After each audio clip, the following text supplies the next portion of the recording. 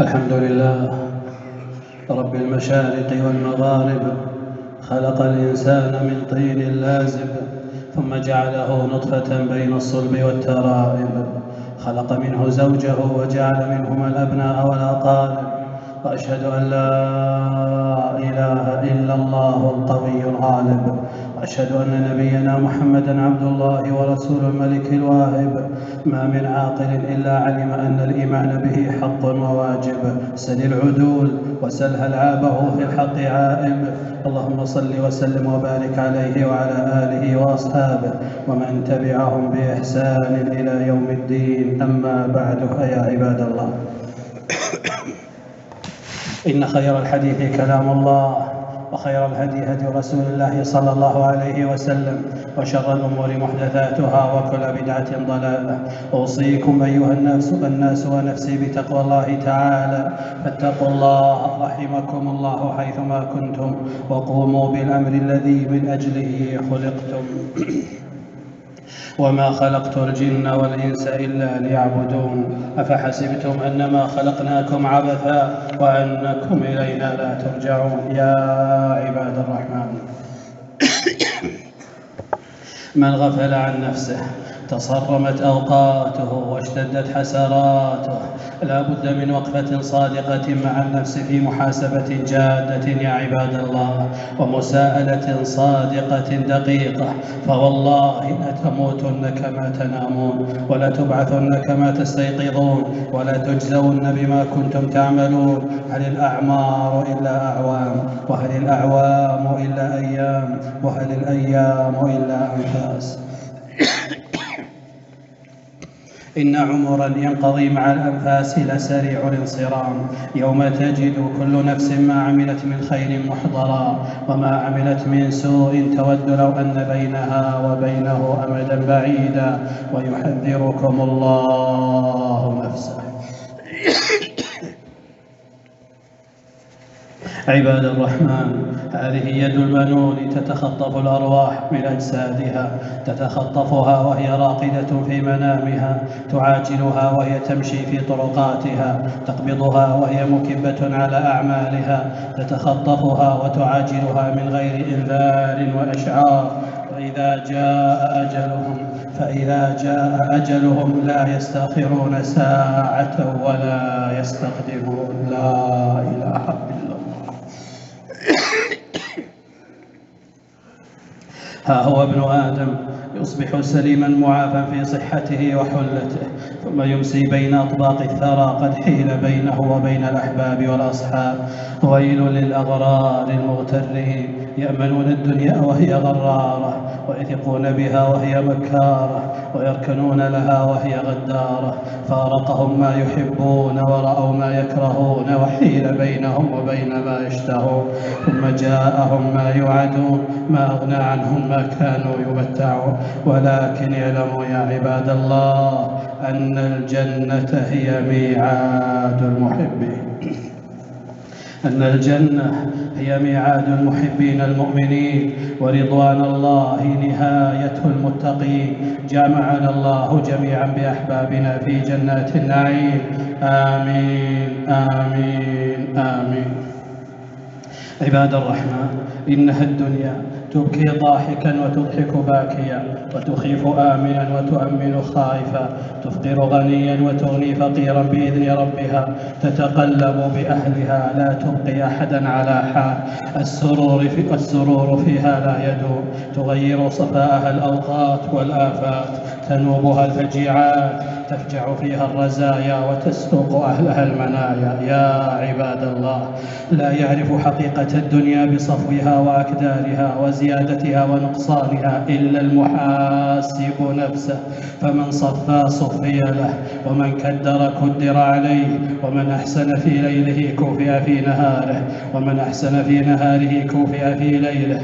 من سره أن تدوم عافيته فليتق الله ربه، من سره أن تدوم عافيته فليتق الله ربه، فالبر لا يبلى والإثم لا ينسى والديان لا يموت، وكما تدين تدان.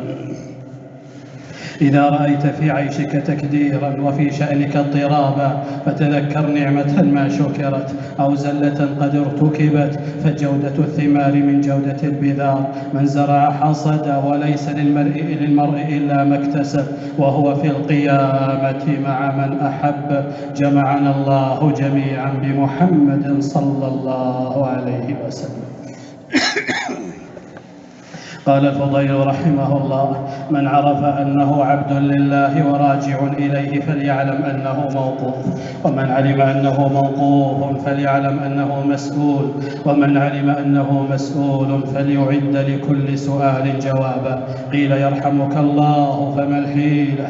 قال: الأمر يسير بحمد الله، تحسن فيما بقي يغفر لك ما مضى، فإنك إن أسأت فيما بقي أخذت بما مضى وما بقي. قال الحسن رحمه الله: داوي قلبك يا عبد الله، فإن حاجة الله إلى العباد صلاح قلوبهم، ولن تحب الله حتى تحب طاعته. يا أيها المسلمون، من عرف قلبه عرف ربه. كم من جاهل بقلبه ونفسه، والله يحول بين المرء وقلبه. قال ابن مسعود رضي الله عنكم وعنا وعنه: هلك من لم يكن له قلب يعرف المعروف وينكر المنكر. إخوتي في الله، لا بد من محاسبة تفض تغاليق الغفلة وتوقظ مشاعر الإقبال على الله تعالى في القلب وفي اللسان وفي الجوارح جميعا. من لم يظهر بذلك فحياته كلها والله هموم وأفكار وغموم، آلام وحسرات. بل إن الله لم يبعث نبيه محمدا صلى الله عليه وسلم إلا بالمهمتين العظيمتين، وهما علم الكتاب والحكمة وتزكية النفوس. هو الذي بعث في الأميين رسولا منهم يتلو عليهم آياته ويزكيهم ويعلمهم الكتاب والحكمة، وإن كانوا من قبل لفي ضلال مبين. عباد الرحمن، علق الله فلاح عبده على تزكية نفسه، وقدم ذلك وقرره ب11 قسما متوالية، فقال تعالى: والشمس وضحاها، إلى أن قال: قد أفلح من زكاها أي نفسه، وقد خاب من دساها. يا إخوتي في الله، في القلوب فاقة وحاجة لا يسدها إلا الإقبال على الله ومحبته والإنابة إليه، ولا يلم شعثها إلا حفظ الجوارح واجتناب الحرام واتقاء الشبهات. معرفة القلب يا عبد الله من أعظم مطلوبات الدين ومن أظهر المعالم في طريق الصالحين.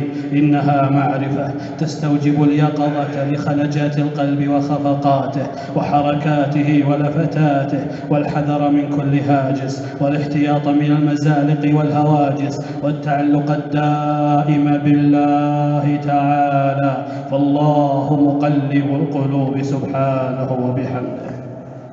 روى مسلم من حديث ابن عمرو رضي الله عنهما قال: سمعت رسول الله صلى الله عليه وسلم يقول: إن قلوب بني آدم كلها بين أصبعين من أصابع الرحمن عز وجل، كقلب واحد يصرفه حيث يشاء. ثم قال رسول الله صلى الله عليه وسلم: اللهم مصرف القلوب صرف قلوبنا على طاعتك. يا عبد الله، لا ينفع عند الله إلا القلب السليم، يوم لا ينفع مال ولا بنون إلا من أتى الله بقلب سليم. اللهم نسألك قلوبا سليمة. عباد الرحمن، القلوب 4: قلب تقي نقي فيه سراج منير يزهر، فذلك هو قلب المؤمن، وقلب أغلف مظلم، فذلك قلب الكافر. وقالوا: قلوبنا غلف، بل لعنهم الله بكفرهم فقليلا ما يؤمنون. وقلب مرتكس منكوس، فذلك قلب المنافق، عرف ثم أنكر وأبصر ثم عمي. فما لكم في المنافقين فئتين والله أركسهم بما كسبوا. والقلب الثالث قلب تمده مادتان: مادة إيمان ومادة نفاق، فهو لما غلب عليه منهما. وقد قال الله في أقوام: هم للكفر يومئذ أقرب منهم للإيمان، فتفقدوا قلوبكم وطهروها من النفاق. عباد الله، في القلب قوتان: قوة العلم في إدراك الحق ومعرفته والتمييز بينه وبين الباطل، وقوة الإرادة والمحبة في طلب الحق ومحبته وإيثاره على الباطل. فمن لم يعرف الحق فهو ضال، ومن عرفه وآثر غيره عليه فهو مغضوب عليه، ومن عرفه واتبعه فهو المنعم عليه السالك صراط ربه المستقيم. اهدنا الصراط المستقيم صراط الذين أنعمت عليهم غير المغضوب عليهم ولا الضالين. العاقل يا عباد الله هو الذي يخاف موت قلبه لا موت بدنه، وأكثر الخلق يخافون موت أبدانهم ولا يبالون بموت قلوبهم وهو الموت الحق. إذا كان الأمر كذلك فاعلموا أن صاحب القلب الحي يغدو ويروح ويمسي ويصبح، وفي أعماقه حس ومحاسبة لدقات قلبه وبصر عينه وسماع أذنه وحركة يده وسير قدمه، إحساس بأن الليل يدبر والصبح يتنفس والكون في أفلاكه يسبح بقدرة العليم الحكيم سبحانه. كل يجري لأجل مسمى، يعبد الله كأنه يراه، فيمتلئ قلبه محبة ومعرفة وعظمة ومهبة وحياء وأنسا وإجلالا. لا يزال حبه يقوى وقربه يدنو حتى يمتلئ قلبه إيمانا وخشية ورجاء وطاعة وخضوعا وذلة وتقى. ولا يزال عبدي يتقرب إلي بالنوافل حتى أحبه. كلما اقترب من ربه اقترب الله منه. من تقرب إلي شبرا تقربت إليه ذراعا، فهو لا يزال رابحا من ربه أفضل مما قدم. يعيش حياة لا تشبه حياة الناس. فاذكروني أذكركم. من ذكرني في نفسه ذكرته في نفسي، ومن ذكرني في ملأ ذكرته في ملأ خير منه. رواه البخاري. من بذل شيئا لله يا عباد الله، من بذل شيئا لله عوضه الله خيرا منه، ومن ترك شيئا لله عوضه الله خيرا. أصحاب القلوب الحية صائمون قائمون خاشعون قانتون شاكرون على النعماء صابرون في البأساء. لا تنبعث جوارحهم إلا بموافقة ما في قلوبهم. تجردوا من الأثرة والغش والهوى. اجتمع لهم العلم بالله مع صدق الحياء. هم البريئة أيديهم الطاهرة صدورهم. متحابون بجلال الله، يغضبون لحرمات الله. أمناء إذا اؤتمنوا، عادلون إذا حكموا، منجزون ما وعدوا، موفون إذا عاهدوا، جادون إذا عزموا لله.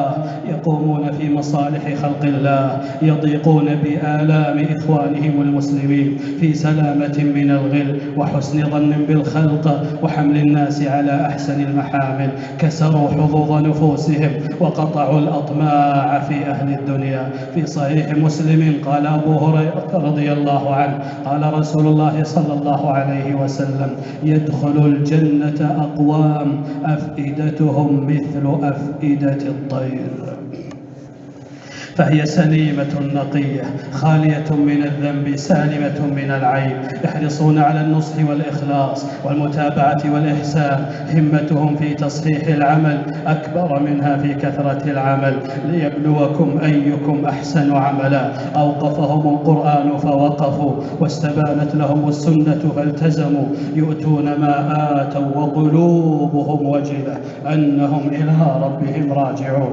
رجال مؤمنون ونساء مؤمنات، بواطنهم كظواهرهم بل أجلى، وسرائرهم كعلانيتهم بل أحلى، وهمتهم عند الثريا بل أعلى وأعلى إلى رضوان الله وجنته. إن عرفوا تنكروا، تحبهم بقاع الأرض وتفرح بهم ملائكة السماء. هذه حياة القلوب وبعض آثارها.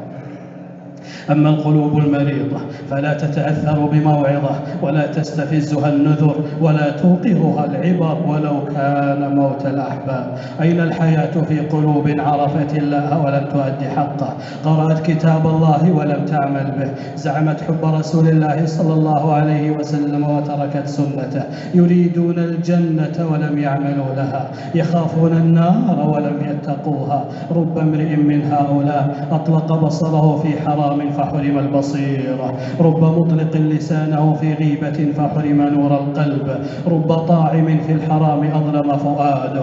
محرومون من قيام الليل وقراءة القرآن، لا يجدون لذة مناجاة الملك العلام. القلب الميت يا عباد الله أعاذنا الله منه. الدنيا تسخطه وترضيه، والهوى يصمه ويعميه. ماتت قلوبهم ثم قبرت في أجسادهم، ماتت قلوبهم ثم قبرت في أجسادهم، فما أبدانهم إلا قبور قلوبهم.